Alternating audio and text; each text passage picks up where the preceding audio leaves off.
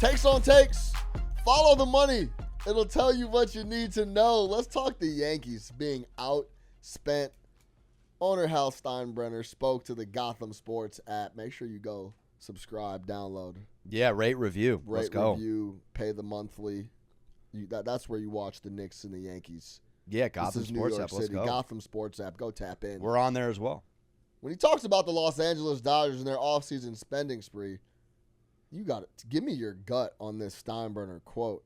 And I quote, "It's difficult for most of us owners to be able to do the kinds of things that they're doing," talking about the Los Angeles Dodgers. Steinbrenner said during an interview with MSG Network that you can get on the Gotham Sports App. We'll see if it pays off. That is coming. Did you hear his last name? That's coming from a Steinbrenner. What do you think about that? Look, I mean, I think the Yankees have handled this offseason as best they can. This is rare air for Yankee fans. I mean, I grew up in a Mets household, suffering household. You don't ever go and get a Bronx Bomber and bring him to Queens with some Carvel ice cream over there in the old school Mets hat. Shout out old school Shea. It just doesn't happen. So here they are, though, still, I think, having a pretty impressive offseason with Goldschmidt, with Fried, with Belly. Still want to see Belly with a clean face and no facial hair over there in the Steinbrenner world. But, no, it's interesting. I mean, this is a rare moment here where we're watching the Dodgers almost create a mafia-esque international team within their team. We got 3 Japanese superstars, and they're all pitchers on one team. So this might be, I'm trying to get in the subtext of this. This might be more about the Dodgers. This is what the Yankees did for years. Now it flips a little bit and you got an issue. They would pay and do whatever it took. If that was create an international mafia within your clubhouse to get the top Japanese superstars, they would have done it. They're doing exactly, the Dodgers are doing the types of things that the Yankees did. For me, the Yankees are 100% feeling the pressure from the Dodgers and now in their own city from Cohen. So now it's coming from 2 different fronts. That's fair. And there's only so many top superstars that you can pay. So now you have to pay the top and battle with a dude in Cohen who clearly is ready for war. Well, here's the interesting thing, and the Dodgers, who year in, year out, continue to do whatever's necessary. This, to me, is a perfect example. This would be like the Dodgers are the Splash Brothers right now, going back 5-6 years. But nobody else is going to duplicate Steph and Clay. No one's going to get Ohtani and pair him with Mookie. And there's just the 1-2, if you want to go with Mookie. I mean, at this point, you could pick several Dodgers to pair them with. So in my opinion, I'm thinking this Yankees approach should be, in the world of baseball, where you can win a game in numerous ways, how do we think differently than the Dodgers? We're not going to outfox them in the free agency world. We're clearly not number 1 in that category. To your point, which is very fair with the Mets, but the Mets haven't been there, unfortunately, and built the infrastructure. They almost got to go back old school and figure out how can we be creative with the assets that are on the market, and how can we lean into a different way to look at the painting than just going old school outspending. Because like you said, they are not the number 1 destination anymore for free agents for top dollar. They haven't been picked now twice in 2 years in a row with Ohtani and then Soto. So wouldn't you say like this, there's got to be something with them being able to change their approach a little? You still go after the big fish, but how can you play a little small ball? How can you build a bullpen with not all household names? There's talent everywhere in baseball. It's a 50-plus round annual draft. And it seems like they can't do what they used to do. So I would just sit here and say that would be the best way for Yankee baseball to move forward. Almost kind of has become a small club. No, almost build your operate team like a small club. Like it's almost like talking like NBA with it. You pair. We were just talking about this off air. You pair some savvy vets with some young guys, some energetic guys. You find a way to mix and match young guys with the stars, and that's how you build a clubhouse. And that's on Aaron Boone to really create that culture. And I don't know, as he sits there year to year, do we feel like he's the guy? Have the Yankees lost their juice? Yes No. or no? No. You think they've lost their juice? I think a little bit. I think there's a little bit of There's a mark on the armor more at the more moment. to the Mets, like more to More to what's unfolded on the market. Yeah, more so to multiple squads. You said they're not the number one landing spot. That was you scoffed at if you said that 10 years ago. Fair. Now they're losing guys to multiple teams. I think it's an interesting thing that's gonna unfold as Steinbrenner said. We'll see if it pays off. What do you think he means with this? What do you think he means with? Well, I think when it comes to the quote, he's talking about the Dodgers and creating this. Hey, I want to go play with another Japanese superstar, and then they have the deeper connections with that market. But then go get Ohtani then. You'd have the same freeway. Ohtani's a little different because, look, LA's closer to Japan. You know, he was already in LA. It's a little different. But, I mean, the game is the game. And the Dodgers are playing it the right way and doing what they got to do to win. Let's move on to the Mets now, because they're all connected. Steve Cohen's exhausted, he's saying. Personally, and I quote, "This has been an exhausting conversation with Pete Alonso, who they cannot seem to find common ground with." Yeah. I mean, Juan Soto's negotiation was tough. This is worse. A lot of it is we've made a significant offer. I don't like the structures that are being presented back to us. I think it's highly asymmetric against us, and I feel strongly about it. Very interesting. Feels like, again, Steve, whether it's Cohen, whether it's Ballmer, he's got the money to pay the man. This, to me, ironically, if there is such a thing as subtext, and might have to ping our producer here, Ben, diehard Mets fan, seems to be like from Alonso's camp, they're going to do whatever they can to get the most because they're bouncing off what they just saw Cohen do with Soto. Makes sense, like any agent would, try to get the most. I'm sure Cohen's camp sitting there going, all right, how many multiple games did he strike out 2 or more times and hit 220 half the year? But then it's recency bias. Shout out the late Bob Uecker, the last homer, the Brewers homer. I mean, like, he had some signature playoff moments in that really magical Mets run there in the end of September and early October. And so there's just back and forth here. But, I mean, Ben, let's ping you, man. I mean, when Cohen says he's exhausted, knowing he can just write a check and it could be all over with, to me, I feel like it's almost principle here because they have a relationship. There's a relationship here. Well, before you go, Ben, I mean, he's saying, I made a significant offer, but I don't like the structures that are coming back. When it comes to dollars, I don't think it's ever dollars when it comes to Cohen. It can't be. So that's why it's the minutia of the relationship, right? It's because there's a relationship. They've been in a relationship for years here. Yeah, it's a homegrown guy. Right. It's tough. Homegrown guy to who though? Not Cohen. Yeah, you understand what I'm saying? I guess that's interesting. Right. That's the kind of the extra dynamic. Is like homegrown. He's like, I mean, he's not attached. Brother. He's not as attached to Pete.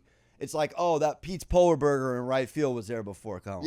Right? Or no? Yeah, basically. But you weren't winning shit, by the way. And I think the thing is, home run derbies. I think that Pete wants to get paid like he's Batman, and he's not Batman. He's Robin on this team, right? And he's actually probably even below that because you have Lindor and Soto, before him. Sure. And he's a great piece to have. Obviously, would fit great in this lineup, but he's not a $300 million guy, and he wants to get $300 million, but he's not going to get it. So they're trying to figure out these short-term deals that they keep coming back with. And it's funny because it's the same agent that Soto has, Scott Boras. So on one hand, like they had a great negotiation with Boras and Soto, and now with Boras and Alonso, it's just gone to hell. But what do we know about Boras? He gets the most money for his clients. Well, the last few years, his clients have been kind of screwed. But do you think that now because they have the same agent, do you think that is there any synergy to get the deal done more so because he wants to keep clients on the same team? Like from a Boras perspective, would you think that maybe he would be telling Pete to be a little more lenient than he otherwise wouldn't? Or do you think it's very... I think it's case by case. Case by case. Yeah, I think it has to be. What is he exhausted of from Cohen's perspective? Well, I think it's exhausted because it's been going on for a while. And they've made him significant offers. They keep on making offers to him, keep saying, like, we want you, we want you, we want you. And at a certain point, it's like, hey, we have spring training in, 2 weeks? Right. Pitchers and catchers report. We got to get ready. Yeah, this is how does this end? I think Pete comes What are the streets back. saying? What are the Mets streets saying? They Yeah. They want him back by any means necessary? It's split 50-50 because people are now like, well, we have the Cohen money. Let's go get Vlad Guerrero next year when he becomes a free agent. That would be wonderful. Yeah. It's interesting because Pete, again, has been the slugger on this team and in that spot. And he was here before Lindor, right? Yeah. I mean, he was here, obviously here. We haven't even seen him. It would be nice as Mets fans to probably see him inserted and built around in that 3, whether he's hitting the 3, the 4. I don't know. Maybe they go Aaron Judge with it, slide him It'd up. be nice to for hit Pete 2. to retire, the Mets all-time leading home run hitter, and have a forever Met, a guy that you can What retire his happens number. to the cheeseburgers at City too? Like don't know. you just Soto shut burgers? down the whole Limo burgers? Soto sauce. Soto sauce. I mean, if you remember, Alonso turned down $158 million last year looking for more cheese. But you can't ask for 300 and strike out multiple times. I mean, Pete, I don't know. We have our guy Pete, not Pete Alonso. I was going to speak as a fellow Pete. I'd take them as a donation to the Pete's of New York. We can take all the burgers, whatever he wants to do. Can you pull up real quick how many times he struck out more than once? I don't know if that's quick stat muse math for us. That's my problem here. How is he a $300 million guy if he struck the strikeouts? 249 in his career. But he's been more like 220 Wow, the last couple of years. Look at Stan. He's word on the street. He's looking for like 200 mil, 175, and they're nowhere close to that. They're nowhere close. He should have accepted the 159 last year. Yeah. It's always interesting in these negotiations in a non-salary cap league. It's like if he gets his most quota, it doesn't cook the next guy. But if it's an NBA, NFL locker room, it's completely different optics. This is only Pete and Cohen, it seems like. Keep So an it looks eye like out. he had 45 games with 2 or more strikeouts. I mean, are you kidding me, dude? That's the MLB nowadays. What are you worried about? That's worse than days off I for thought it healthy was- to be NBA honest- stars. To be honest, I thought you were gonna say way more. I thought you were gonna say like 65. To be honest, That but is a lot. We'll move on. Yeah. Keep an eye out. Stay tuned on Cohen, Polar Bear. We'll get back to you. Mahomes, Great. Patrick, bested Josh Allen again. Moves to 4-0 in the playoffs. The only person in NFL history to beat a guy 4 times in the playoffs. Down That is bad. Patrick Mahomes The year he gets engaged. too. versus Josh Allen. What an oxymoron. And I quote, I always feel for him, Patrick Mahomes says. He's a great player, an amazing competitor, and an awesome dude who I respect so much. I'm sorry it had to be us, but we compete and someone has to win. That's Mahomes talking about how he feels about Josh Allen. I will say, man, I've never seen a losing quarterback get this much love ever. This guy, like, in all honesty, the guy, when it comes to the playoffs, is a loser. He happens to be bumping into the same guy. They're not always at his feet, but and I say that tongue in cheek, but he doesn't win. He can't beat him. There are not very many times where you see a quarterback just lose over and over again, and it's unanimous. How do I put this? It's unanimous, somber feelings, and everyone feels horrible for him. Bad. You can't feel bad for a guy who's Everyone feels horrible for him. very Josh 2025. Allen, man. Very 2025. Orlovsky said on TV, he's the most cursed guy ever. I would love Bills 90s fans to speak on Jim Kelly and the kind of, lack their support. This is just the era we live in, I guess. Honestly, Mahomes, from a quote perspective, plays it as best as he can. I mean, he plays it down the middle. He doesn't. I would love drag for him. Pat to come out and say, we own them. They can't touch us. They better go get back in the lab if they want to compete with us. I in would the love AFC. that, but we're not. Pat Mahomes is too presidential. He's too presidential. He's too good on the mic. Him and Lamar should go get together and get in the lab and figure out a way to deal with me and Travis Kelce and Andy Reid, because we're not going anywhere for a very long time. But We'll that's the see thing. you in New Orleans. That's one of those things where he just lets the winning speak for him. Yeah, I mean, this is just me wishful No, thinking. I love it. Give me some I would love give me to some hear- WWE Give me some drama. WWE Yeah. in a real league. Like, they can't compete with me. Even if Stone Cold and The Rock are friends, I'd like to think they're not, at least on Monday nights from 9 to 11 Eastern. That's my favorite athlete, the guy that just talks and backs it up every night, and you just can't do anything with him. But we're a little older. We're in our 30s. I don't know that exists nearly as much as it used to. No, yeah, yeah. And, look, you're setting yourself up for it to backfire. I always said about Daniel Jones, for all our New York Giants Daniel Jones. The thing about Daniel Jones is he never gave you any additional ammo to target. He showed up in a blue shirt, pressed, same outfit. Introverted. He was bad, but there was nothing else you could really nitpick. He was like a boring guy that you never saw out, never doing anything extracurricular. From all we knew, he was really trying to be good, man. He was really trying to be a good quarterback. Another perfect example on the flip side is a guy like Baker Mayfield. He's dancing, and he's doing all this stuff. Right. And it's such an easy guy to pick apart and nitpick when things go wrong on the field. You could kill his on-field play and his off-the-field play. Again, though, that's the difference between the 6-foot man and the 6'5" man. Yeah. The 6'5" man's not as angry. I know Josh Allen doesn't have a red carpet by any means coming out of Wyoming and not getting D1 offers. I know his story. He did get it out of the mud as well. But physically, you're just not as upset at the world when you're a good-looking 6'5" dude married to Steinfeld. Again, he's going home to a mansion and he's engaged. And it is weird, to your point, though, media included hasn't really chosen to bury him. When it's hasn't buried him at all. You're 0-4. Has never said another word.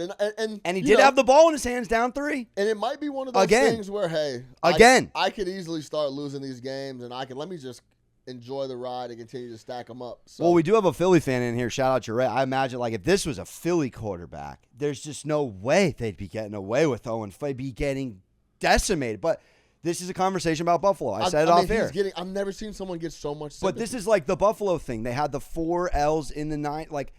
Are they a low self-esteem franchise? And he is a nice guy. And so that combo of low self-esteem, they haven't won it. Yeah. And it's a lovable loser. On some level. Doesn't do well in our world. But it's kind of the world we're living in. But that does it. Takes on takes. Mahomes. For more Juice Bar, make sure to check out the podcast wherever you get your audio platforms. We're on Spotify. We're on Apple, Google Play. Keep it rolling. More Juice Bar. Stay locked in.